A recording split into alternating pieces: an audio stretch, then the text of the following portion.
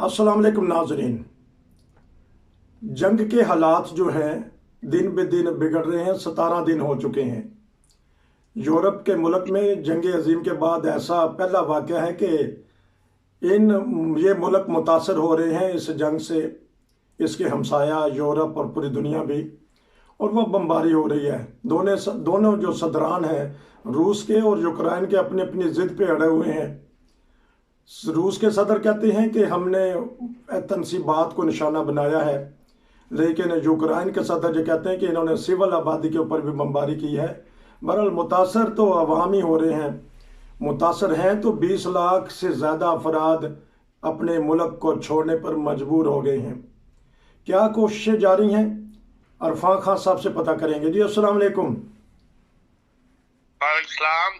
Sir, जंग बंदी के लिए या सीज फायर के लिए क्या कोशिशें ये इस वीकेंड पे हुई हैं, बताइएगा। जर्मनी की कोई ख़ास कोशिश की हो इन्होंने?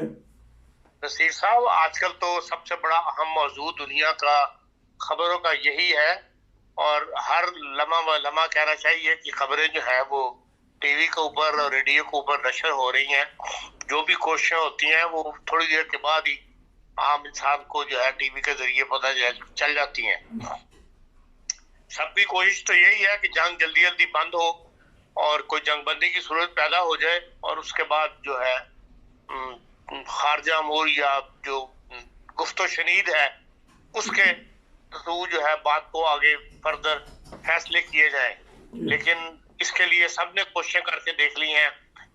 जो श्रोएडर, जो जर्मनी के साबिक चांसलर हैं, जिन्होंने अपनी पूरी एसपीडी को नाराज किया हुआ है, जर्मनी अवाम को नाराज किया हुआ है, और जो गैस की सबसे बड़ी कंपनी है उसकी चेयरमैनशिप संभाली हुई है रूस में जाके, उनको भी इस्तेमाल करके देख लिया।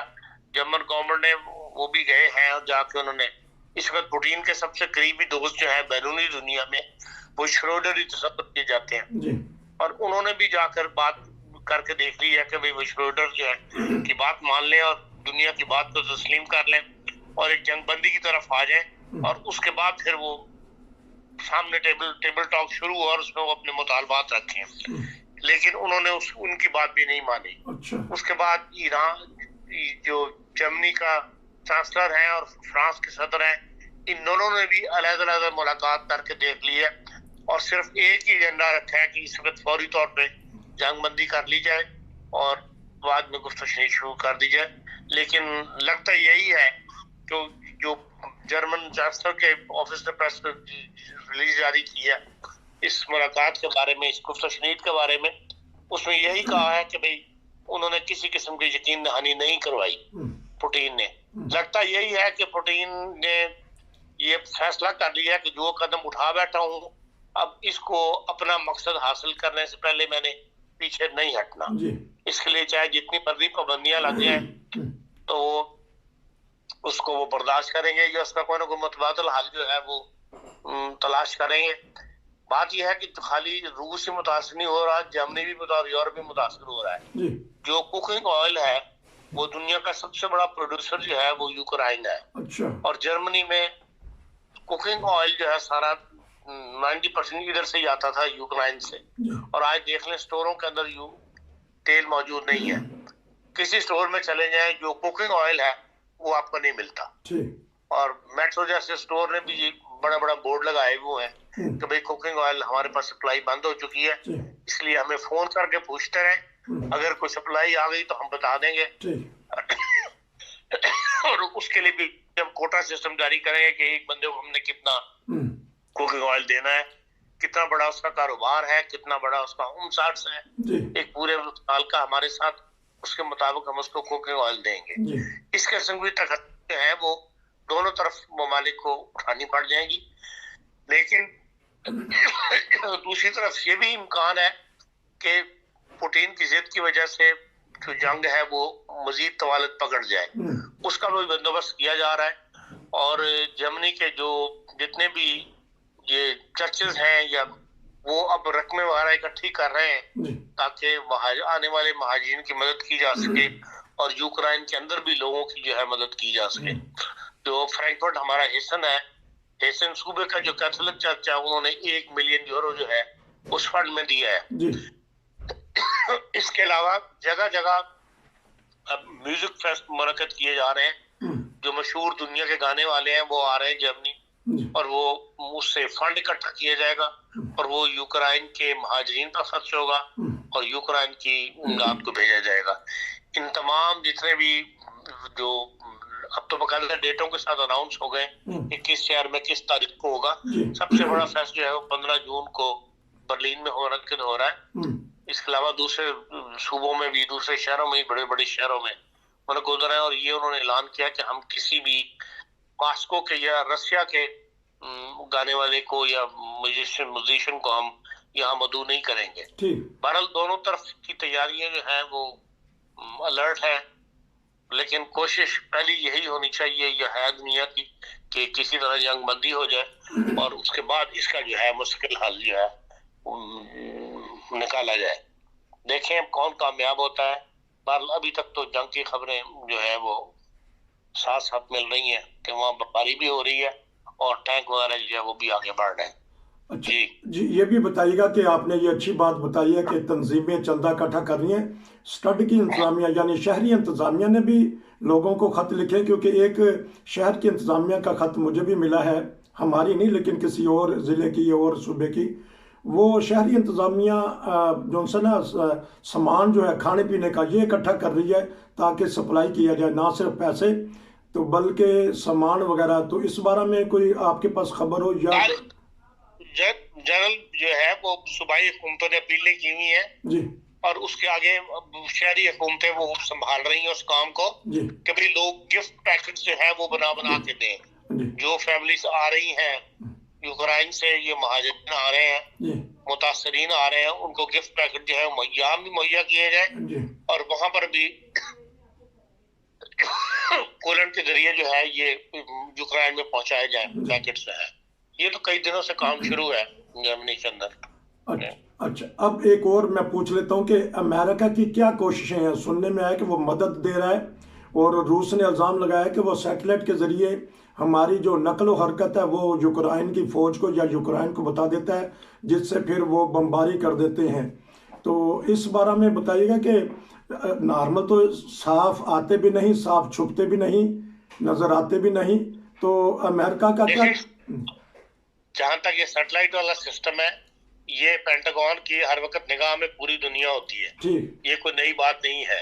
لیکن بہرحال جب جنگ کی صورتحال پیدا ہو جائے تو دور بیٹھا امریکہ یقیناً یہ کام تو وہ کر رہا ہوگا. یہ تو پہلے دن کی عام سمجھ کی بات ہے کہ اگر وہ اپنے طیارے نہیں بھیجا, اپنے فوجی نہیں بھیجا, لیکن اس قسم کی امداد وہ بہرحال مہیا کر رہا ہوگا کہ وہ روس کی جو سیٹلائٹ کے ذریعے روس کی نقل و حرکت کی رپورٹ جو ہے وہ یوکرائن کو دے رہا ہو اور مدد کر رہا ہو.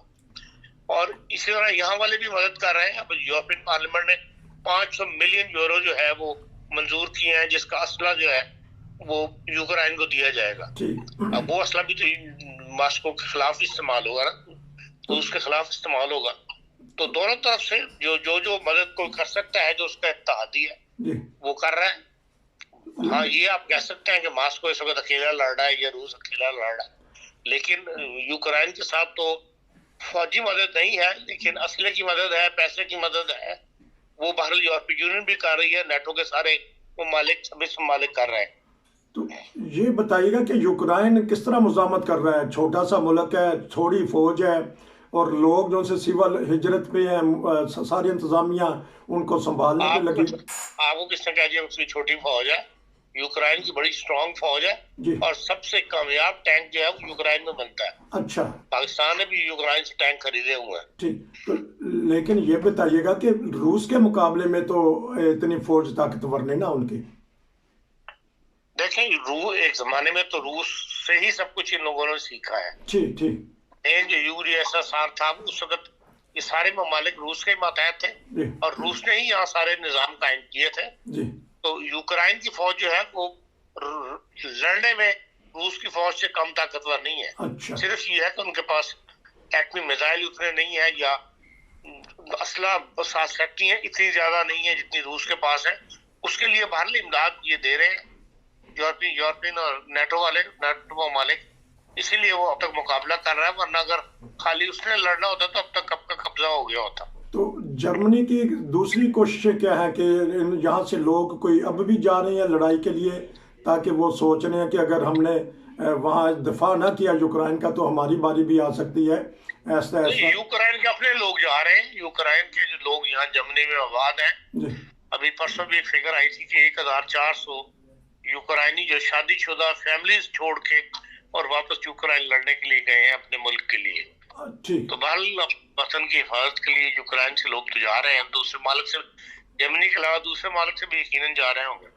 تو یہ بھی بتائیے گا کہ جو وہاں بہرحال انہوں نے پابندی لگائی ہوئی ہے کہ بھئی 15 سال سے لے کے 65 سال تک کا کوئی بندہ مرد یوکرائن کا ملک نہیں چھوڑ سکتا۔ اچھا، یوکرائن والوں نے صرف اپنی یوکرائن لوگوں کے اوپر یا غیر ملکیوں کے اوپر بھی اب انہوں نے پابندی لگا دی ہے؟